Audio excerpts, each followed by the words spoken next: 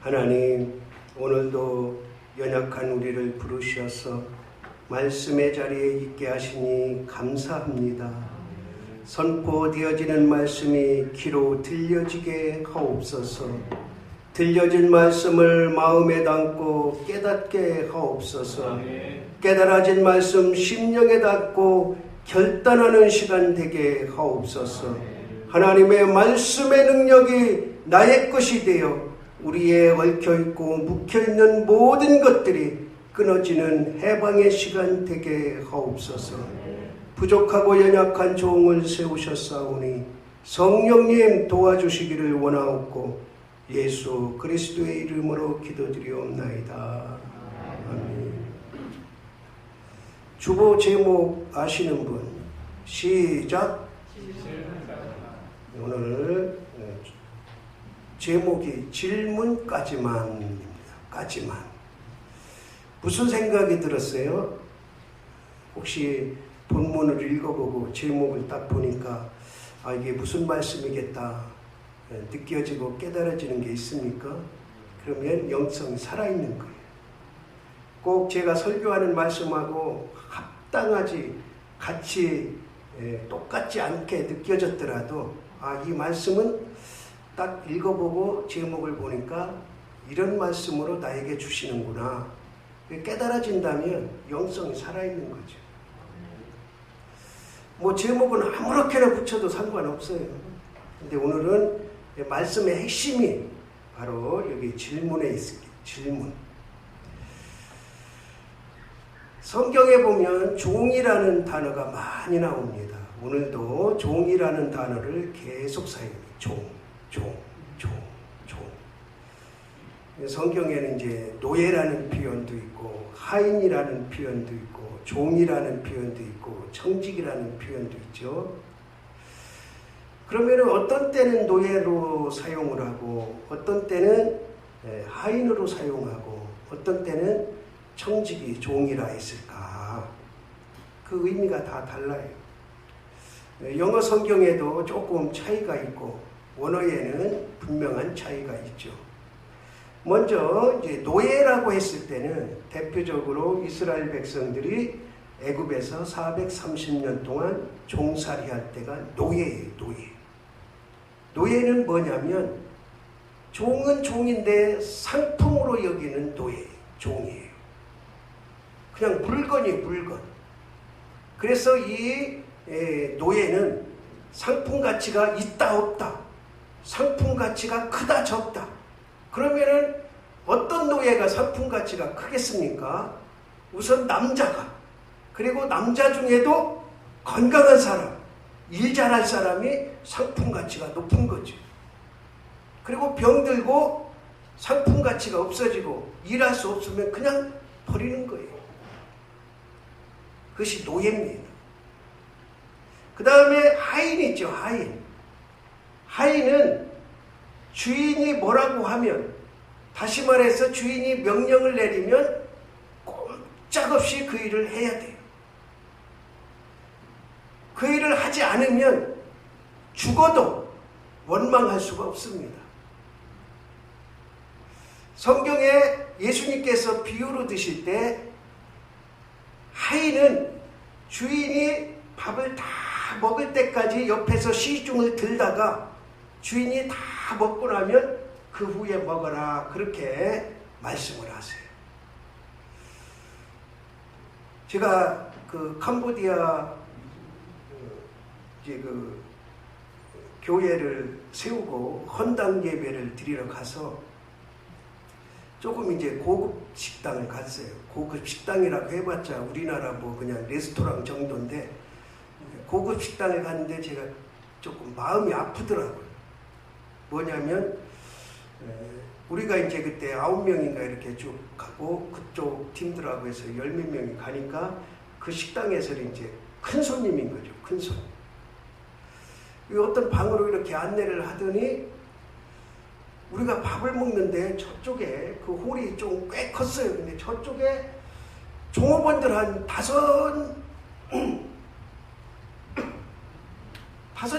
7명이 그 복장, 그 식당의 복장을 입고 쭉 서 있는 거예요. 그래서 제가 이제 그 선교사한테 왜 저 사람도 저기 서 있냐 왔다 갔다 하지 그랬는데 저 사람들은 이 방에 서빙하는 사람, 이 방에서 식사 다 할 때까지 하는 사람들이라.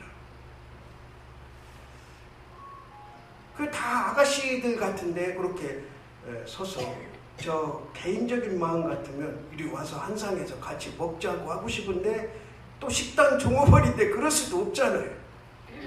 그 먹기는 먹어도 마음이 아프더라. 같은 사람인데.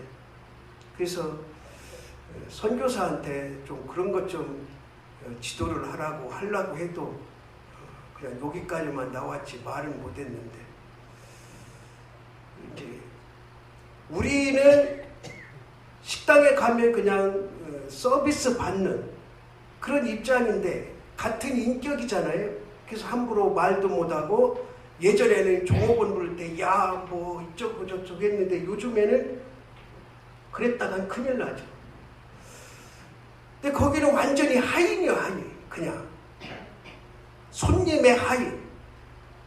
같은 인간인데 그런 차이가 나는 거죠. 그리고 또 하나는 이제 청지기가 있어요. 종인데 청지기예요, 청지기. 맡은 자 또는 책임자 그런 뜻이에요. 오늘 말씀해 보면 이삭이 아내를 구하는 장면이에요. 문자적으로 쭉 설명을 하면 이삭이 아내를 구할 때가 돼서 이제 아브라함이 자기 친족 중에서 아내를 구하려고 하는 그런 장면인데 누구에게 그 일을 시키냐? 늙은 종이다. 그렇게 표현을 했어요. 2절에 보니까 자기 집 모든 소유를 맡은 늙은 종. 이 늙은 종이 누구냐면 엘리에셀이에요.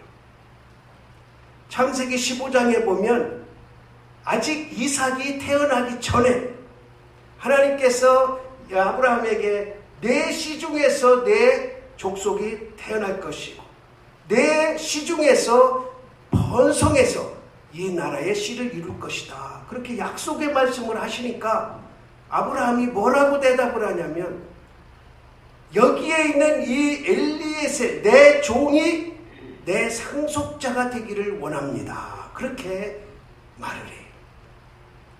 그러니까 하나님께서 아니다.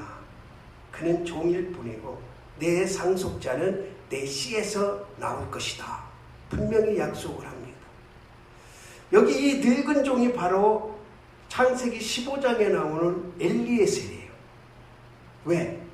상속자의 정도로 그렇게 인정을 받은 사람이고 여기에 보니까 집 소유를 다 맡은 사람이니까 엘리에셀이 분명하죠. 모든 성경학자들이 다 여기 늙은 종은 엘리에셀로 그렇게 주석을 하고 있습니다. 지금 아들이 장성을 했잖아요. 장가갈 정도 나이가 됐잖아요. 그런데도 불구하고 이 엘리에셀은 그 아브라함의 집 소유를 다 맡았다고 성경은 말씀하고 있습니다. 청직이에요, 청. 종은 종인데 청직이 종. 따라합시다. 나는 청직이 종이다. 저와 여러분은 노예로 삼으시려고 부르신 게 아니고 하인으로 삼으시려고 부르신 게 아니고 모든 것을 맡겨주시려고 청지기로 부르셨음을 믿으시기 바랍니다. 청지기예요, 청지기. 얼마나 감사한 일입니까? 아들도 있는데도 불구하고 모든 소유를 다 맡겨주시니 얼마나 감사한 일이에요. 그 아들이 어리지도 않잖아요. 장가갈 정도 되면 그 아버지 모든 재산을 상속받을 권한이 있잖아요. 그런데도 아직까지 모든 소유를 다 맡고 있다. 그렇다면 이 아브라함 집에서 어떤 삶을 살았을까? 청지기로서 어떤 삶을 살았을까? 성경에 나와 있지 않아요. 어떻게 해서 그가 상속자의 권한까지 얻을 정도로 인정을 받았는지, 그리고 아브라함의 그 모든 많은 소유를 다 맡았을 정도로 그렇게 훌륭했는지 나오지 않아요. 그러니까 우리가 이거를 풀어내야 돼요. 왜 그랬을까? 이 종도, 늙은 종도 청직이고 저와 여러분도 청직인데, 그렇다면 이 사람은 어떻게 해서 이렇게 아브라함으로부터 인정을 받았을까? 저는 세 가지를 생각했어요. 하나는 성실했다. 성실했다. 이 늙은 종이 얼마나 재주가 많았는지는 모르겠어요. 그러나 주인으로부터 인정받으려면 성실해야 돼. 성실해야 돼. 꾀부리면 안 돼. 얍삽하면 안 돼. 성실해야 돼. 그냥 소같이 우직하게 걸어가야 돼. 그 다음에 어땠을까? 부지런했을 것이다. 부지런했을 것이다. 게으름뱅이에게 모든 소유를 맡기진 않았을 거 아닙니까? 지금은 늙어서 옛날 같지는 않았겠지만 젊었을 때 한 힘을 써서 부지런하게 주인이 보든 안 보든 사람들이 인정하든 안 하든 자기에게 맡겨진 일에 부지런을 떨어서 주인으로부터 인정받았다. 그 다음에 아주 중요한 거 따라합시다. 지혜로웠을 것이다. 지금 이 아브라함 집에는 적어도 400여 명의 하인들이, 종들이 있어요. 연습해서 길리운 군대 같은 자들도 있고, 근데 그 모든 소유를 다 맡았다면 적어도 몇백 명의 그들을 거느리는 아주 중요한 위치에 있었다.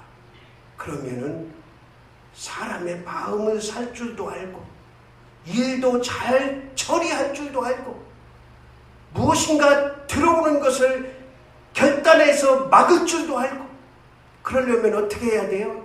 지혜로워야 돼.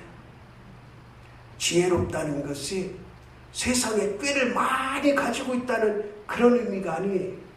여기서 말하는 지혜는 자기 주인이 믿는 하나님, 그 하나님을 믿고 그 하나님께 의지하고 하나님께 매달려서 나는 도저히 이런 상황에서 이 일을 감당할 수 없습니다. 하나님, 이럴 때 어떻게 해야 되겠습니까?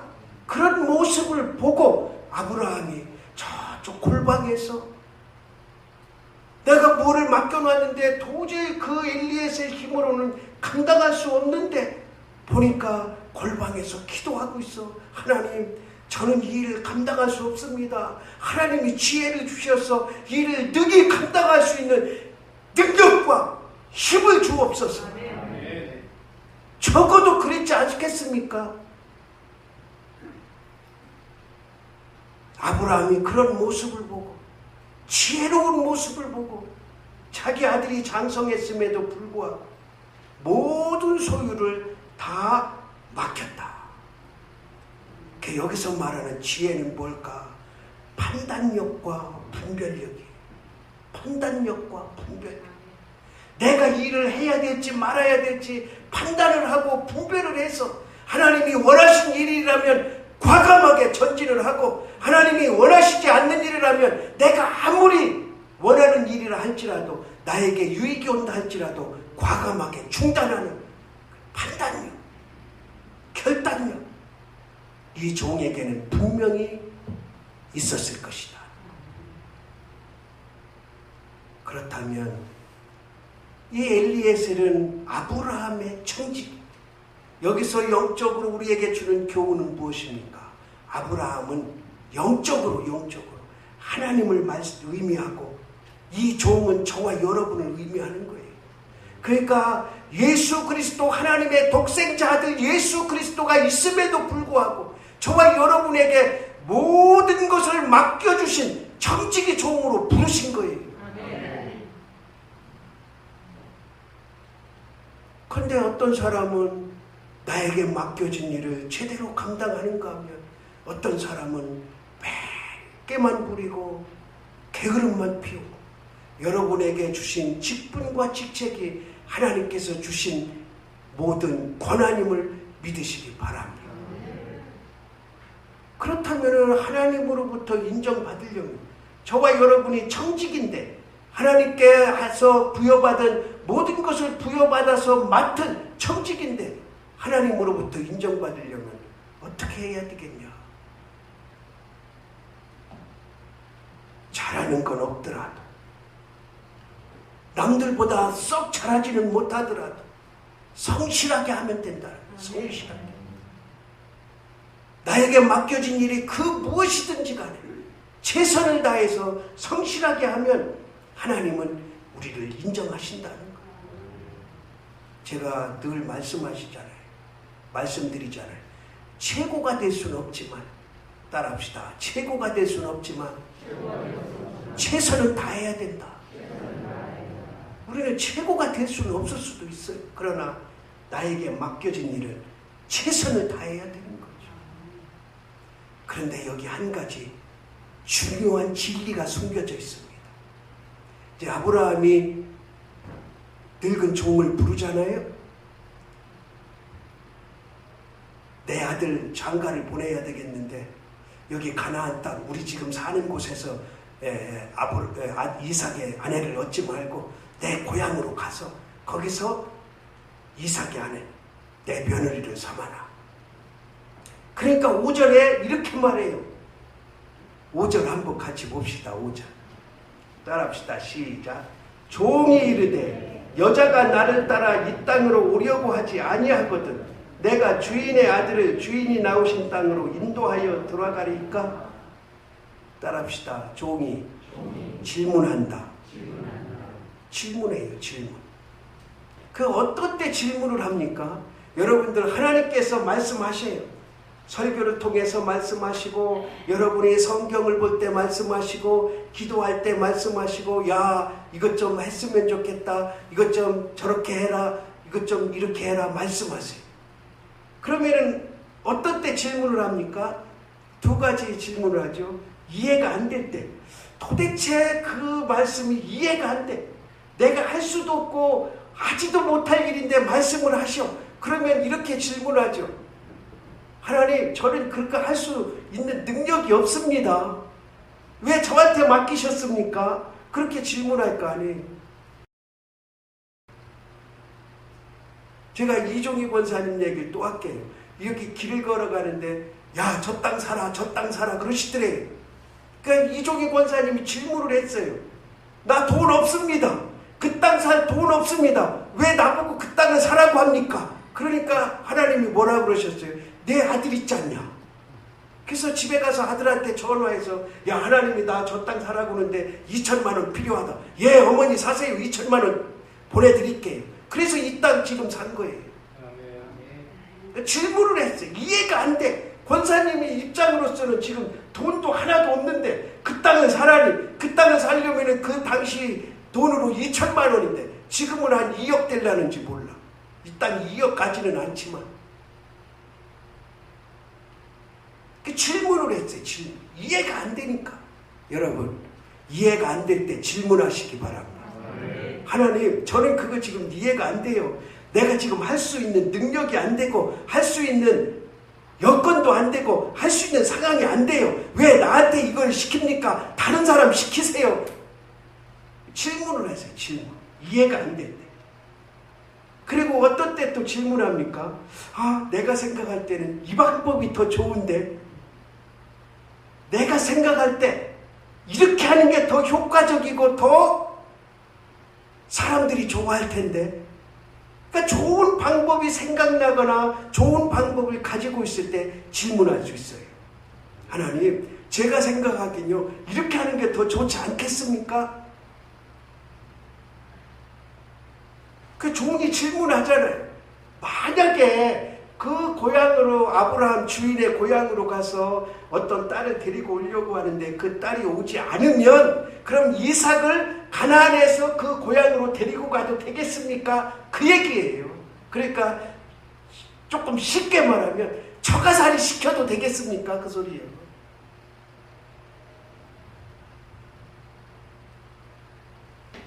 그러니까 여기에 두 가지 의미가 있어요. 하나는 중한 책임감을 가지고 있다. 어떻게 살아도 주인이 말하는 것을 이루어야 되겠다는 중한 책임감이 있는 거예요. 그러니까 질문을 하는 거예요. 관심이 없어요. 아이, 데리고 가서 한번 감아서 되면 좋고 안 되면 마는 거지 뭐 내 책임이야. 이러면 질문할 필요가 없죠. 그냥 터덜 걸어갔다 오면 되는 거예요. 그래도 주인은 뭐라고 안 해. 그런데 이거를 어떻게 해서라도 성사시켜야 되니까 질문을 하는 거예요. 제가 여러분에게 질문을 하라고 그랬잖아요. 아멘. 책임감을 가지라는 거예요. 아멘. 그 일을 왜 나한테 말씀하셨는지 그 일을 꼭 이루라는 거예요. 아멘. 그래서 질문을 해야 돼요. 질문. 내가 생각할 때는 그게 아닙니다. 이렇게 하는 게 더 좋지 않겠습니까? 따라합시다. 질문까지만. 질문해서 하나님이 다시 말씀하시면 그냥 순종하세요. 아멘. 또 꼬치꼬치 캐묻고 질문하고 그러면 안 되는데 하나님 왜 그러세요? 떼쓰지 말고 아멘. 질문을 하되 때를 쓰면 안 되는 거예요. 아멘. 누구기 때문에? 종이기 때문에. 아들 같으면 그렇게 떼써도 되죠. 아이 괜찮아. 나 그냥 안 주면 나 진다 할 거야. 나가. 아들 같으면 딸 같으면 떼써도 되는데 뭐예요 우리는? 물론 자녀긴 하지만 그 자녀는 천국에 가서 누릴 자녀예요. 여기서는 뭐예요? 청직이에요. 청직. 종이야 종. 그러니까 질문 한 번 딱 하고 깨끗하게 순복해 그냥. 아멘. 내 생각이 이런데 내 뜻이 이런데 도대체 이해가 안 되는데 질문을 하라니까. 막중한 책임감을 가지고 질문을 하고 하나님 그래도 그렇게 해. 그러면 예 알겠습니다. 이게 청직이에요. 아멘. 거기서 또 따지고 거기서 또 따지고 그러면은 동등한 입장이지. 동등한 입장. 그래서 여기 말씀에 주인이 말씀할 때 종이 질문하고 그 다음에 쭉 이어서 7절부터 마지막 절까지 보면 종이 한마디도 하지 않습니다. 주인한테 한마디도 하지 않고 결국에는 그 일을 완수시켜요. 그리고 중간에 보면 이제 24장 전체인데 중간에 보면 하나님을 찾습니다. 순적히 만나게 해달라고 하나님을 찾아요. 이게 청지기의 자세. 도저히 내 힘으로 감당할 수 없을 때 질문 한번 해보고 그래도 해라 그러면 예 알겠습니다. 그리고 위기가 오면 어렵고 힘든 일이 오면 누구를 찾아야 돼? 하나님을 찾는 거지. 주인을 찾는 게 아니고. 그리고 요즘에는 핸드폰 시대니까 그냥 아무 데서나 조금만 무언 일 있으면 엄마 찾고 아빠 찾고. 나는 제가 만약에 교육부 장관이라면 고등학교까지는 핸드폰 못 쓰게 만들어놔요. 물론 그 스마트폰이나 핸드폰이나 인터넷에서 필요한 지식들을 얻을 때 제하고는 절대 학교 갈 때는 집에다가 핸드폰 놓고 가고 그리고 학교에 있는 기물을 이용해라. 그러면은 여기 이제 동이나 은서나 아이고 저 목사님 우리 목사님 진짜 꼰대야 그럴지 모르겠는데 아니에요.